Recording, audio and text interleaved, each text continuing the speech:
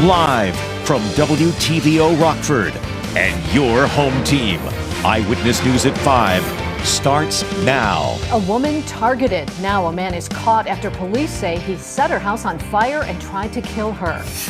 Plus, bringing new life to the city of Rockford. What the mayor would like to see.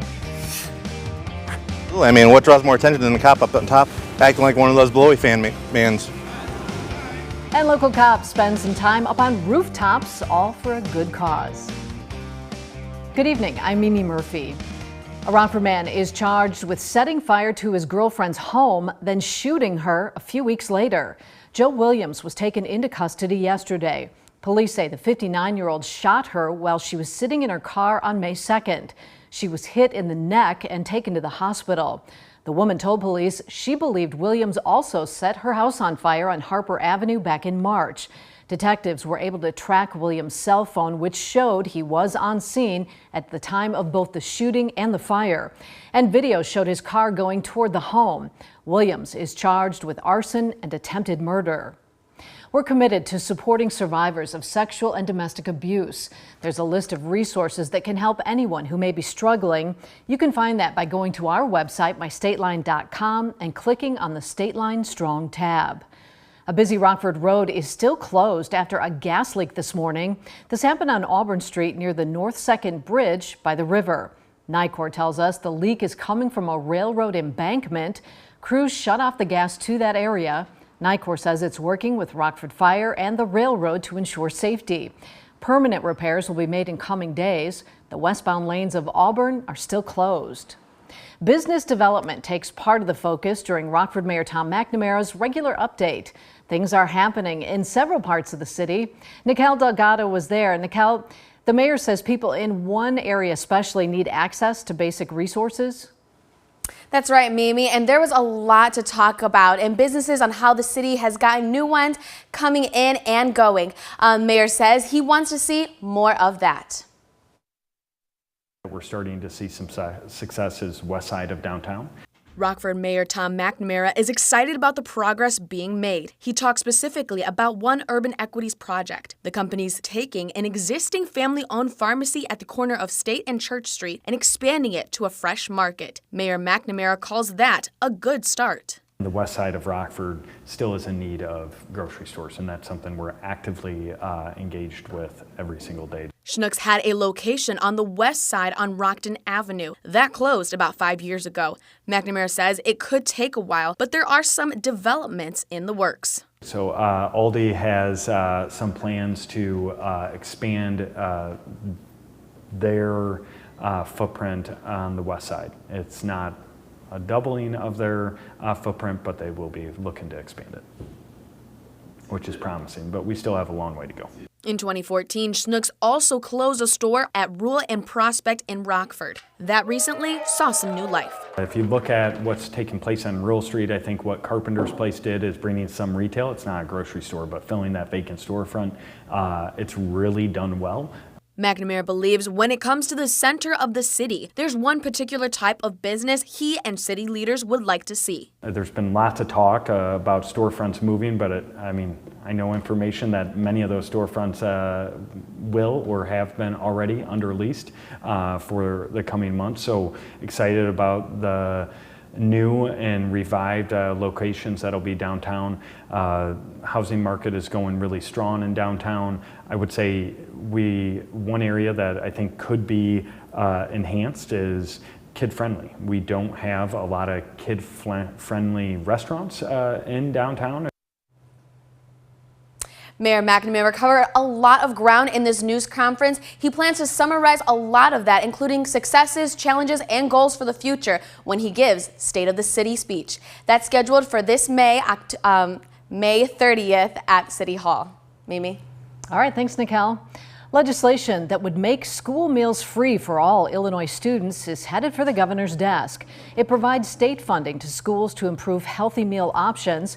It's expected to cost around $194 million each year, depending on how many schools opt in. Lawmakers believe this will help students combat hunger, which will in turn help them focus more in the classroom. Without food and water and shelter, You can't be expected to sit down and learn how to read. Your body the mind will not open to that. So, this is taking a barrier away so that all children have an equal chance to learn. During the pandemic, waivers from the federal government gave student meals at no cost, but that ended in June. Senator Dick Durbin is introducing new legislation to protect postal workers. It would take the postal police out of the post office and put them out on letter carrier rounds. I worry about neighborhoods that are now food deserts will become delivery deserts. People are afraid to go to them to deliver things. Things come through the mail that are essential for families. Medicine, checks that they're waiting on. And if there's somebody hanging around harassing letter carriers or robbing them, and it makes it impossible or difficult to make these deliveries in neighborhoods, it's the families that'll suffer. Durbin says the Postal Police Reform Act would mean a postal police officer is aware of letter carriers' locations, alerted to any crime committed in the area, and ready to arrest anyone who harasses or attempts to rob them.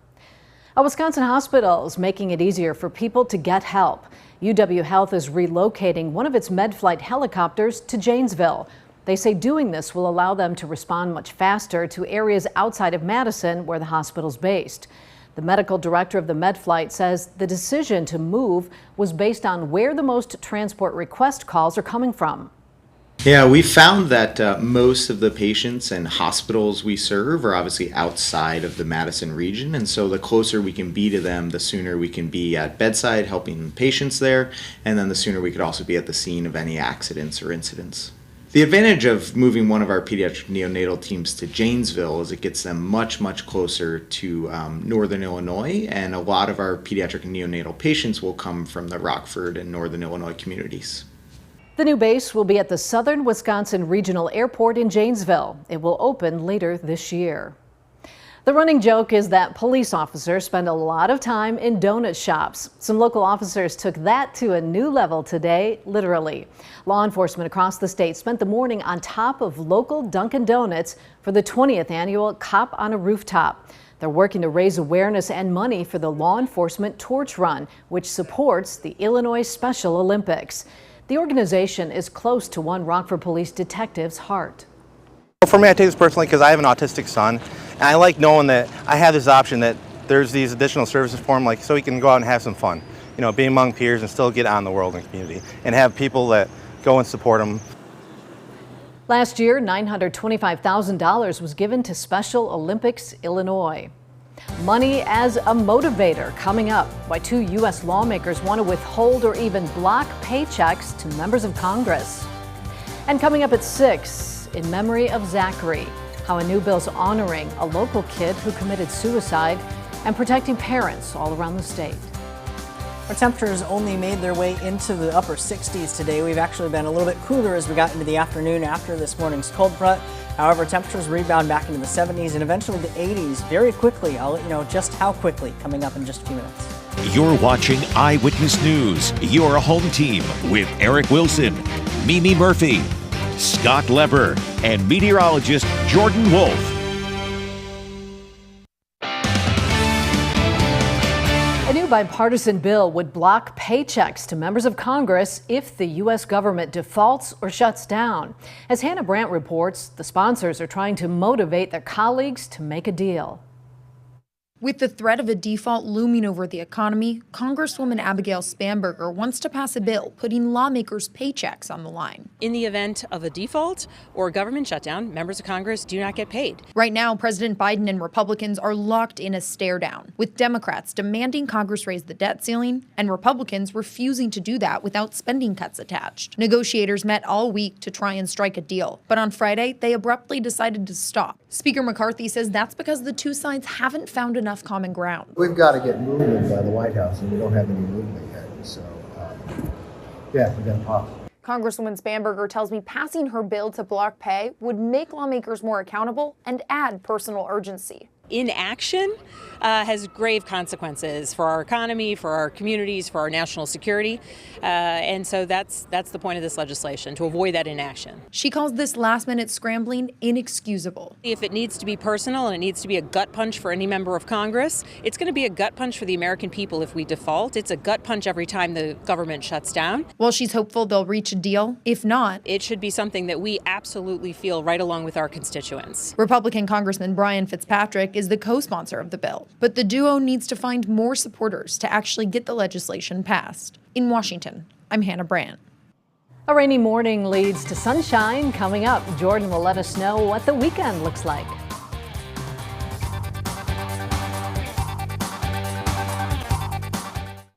Now, your first warned weather forecast from meteorologist Jordan Wolf. The cold front from this morning now gradually working its way out of the area, starting to clear things out just a little bit here into the evening as well.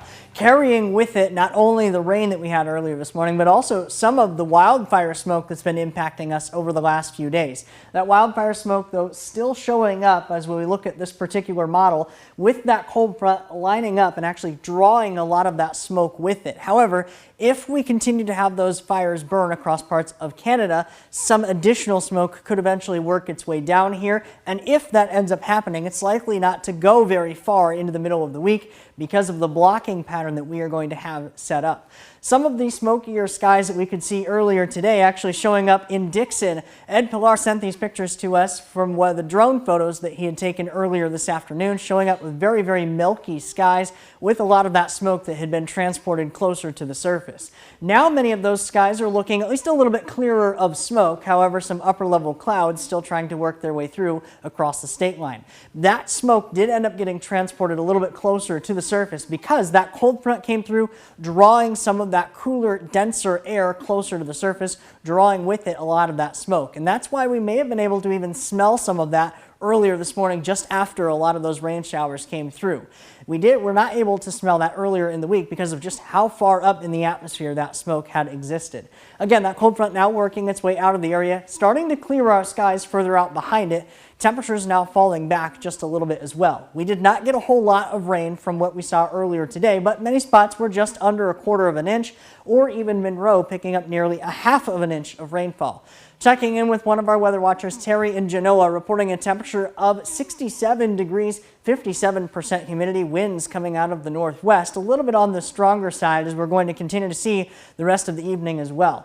Many temperatures back down into the 60s now, even into the upper 50s when we look at Monroe, Galena at 62 degrees, Rockford back down into the 60s as well. Those temperatures continuing to fall because of these winds, right around 10 to 15 miles per hour, even close to 20 miles per hour in just a few spots, helping to draw some of that cooler air in, and that's going to continue to drop our temperatures into the night tonight, down into the 40s for the overnight low, just a little bit on the cooler side, especially compared to the last couple of nights that we have had.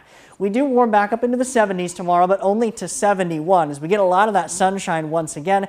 However, we are not going to be seeing a lot of that warmer temperatures because winds will still be coming out of the northwest. The rest of this week ahead is going to feature a blocking pattern with low pressures both to the northeast and the northwest.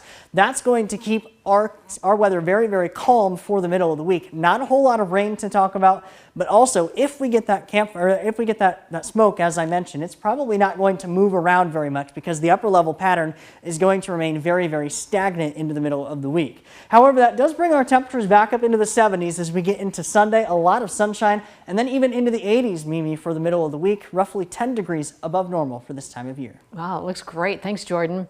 Scott's in next with sports. He'll tell us where Rock Valley College's softball team is seated heading into the national tournament next week. And former Blackhawks coach Joel Quenneville could be back coaching in the NHL again next season.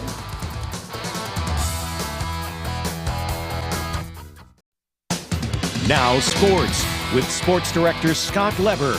Rock Valley College's softball team is used to being the team to beat at the Junior College National Championships. That was in Division III, though, when they were winning 8 straight championships. Now at the Division II level, they won't have that huge target on their backs when they arrive in Spartanburg, South Carolina next week. Instead, they're seeded 7th in the field of 16 teams. The seedings were released today by the NJCAA. The Golden Eagles open up against number 10 seed Des Moines Area College of Iowa. A game will be played Tuesday evening at 5 p.m. Central Time. The double elimination tournament will run all next week through next Saturday, when a champion will be crowned. Cubs are on the East Coast facing the Phillies this evening. Marcus Stroman is the Cubs starting pitcher. The Cubs have lost their last 5 games and 8 of their last 10. And the White Sox will host the Royals tonight. The Sox have dropped 3 out of 4 games to the Royals already this season. Michael Kopech will be on the mound.